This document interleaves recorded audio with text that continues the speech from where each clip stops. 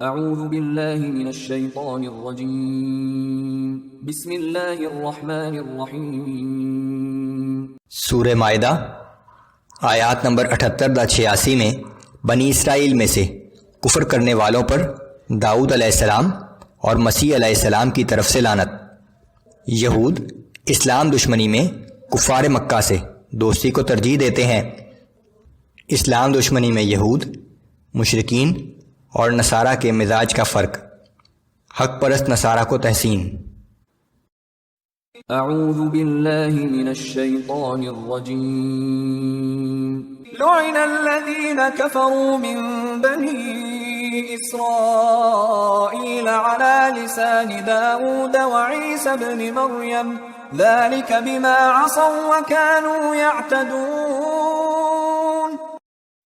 بنی اسرائیل میں سے جن لوگوں نے کفر کی روش اختیار کی تھی ان پر داؤد اور عیسیٰ ابن مریم کی زبان سے لعنت کی گئی تھی۔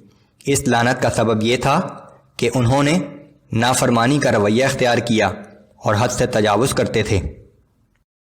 كانوا لا يتناهون عن منكر فعلوه لبئس ما كانوا يفعلون۔ اس لعنت کی وجہ یہ بھی تھی کہ جو برے کام وہ کرتے تھے ان سے وہ ایک دوسرے کو منع نہیں کرتے تھے۔ کیا ہی برے فعل تھے جو وہ کیا کرتے تھے۔ ترى كثيرا منهم يتولون الذين كفروا۔ آپ ان یہود میں سے بہت سے لوگوں کو دیکھیں گے کہ وہ کافروں سے دوستیاں کرتے ہیں۔ لبئس ما قدمت لهم انفسهم ان سخط الله عليهم وفي العذاب هم خالدون۔ جو اعمال وہ اپنے لیے آگے بھیج رہے ہیں وہ بہت ہی برے ہیں کہ ان کی وجہ سے اللہ بھی ان پر ناراض ہو گیا اور یہ لوگ ہمیشہ عذاب میں مبتلا رہیں گے۔ وَلَوْ كَانُوا يُؤْمِنُونَ بِاللَّهِ وَالنَّبِيِّ وَمَا أُنزِلَ إِلَيْهِ مَا اتَّخَذُوهُمْ أَوْلِيَاءَ وَلَكِنَّ كَثِيرًا مِّنْهُمْ فَاسِقُونَ۔ اگر یہ لوگ اللہ پر، اس کے نبی صلی اللہ علیہ وآلہ وسلم پر اور جو کچھ ان کی طرف نازل کیا گیا ہے اس پر ایمان لے آتے تو کبھی کافروں کو دوست نہ بناتے، لیکن ان میں سے تو اکثر لوگ نافرمان ہیں۔ لَتَجِدَنَّ أَشَدَّ النَّاسِ عَدَاوَةً لِّلَّذِينَ آمَنُوا الْيَهُودَ وَالَّذِينَ أَشْرَكُوا۔ تم لوگ مسلمانوں کی دشمنی میں سب سے زیادہ سخت یہود اور مشرکوں کو پاؤ گے۔ وَلَتَجِدَنَّ أَقْرَبَهُم مَّوَدَّةً لِّلَّذِينَ آمَنُوا الَّذِينَ قَالُوا إِنَّا نَصَارَىٰ ذَلِكَ بِأَنَّ مِنْهُمْ قِسِّيسِينَ وَرُهْبَانًا وَأَنَّهُمْ لَا يَسْتَكْبِرُونَ۔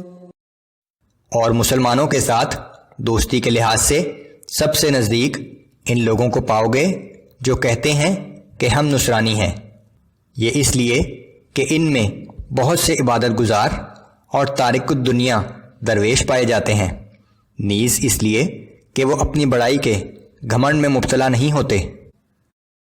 وَإِذَا سَمِعُوا مَا أُنزِلَ إِلَى الرَّسُولِ تَرَىٰ أَعْيُنَهُمْ تَفِيضُ مِنَ الدَّمْعِ مِمَّا عَرَفُوا مِنَ الْحَقِّ يَقُولُونَ رَبَّنَا آمَنَّا فَاكْتُبْنَا مَعَ الشَّاهِدِينَ۔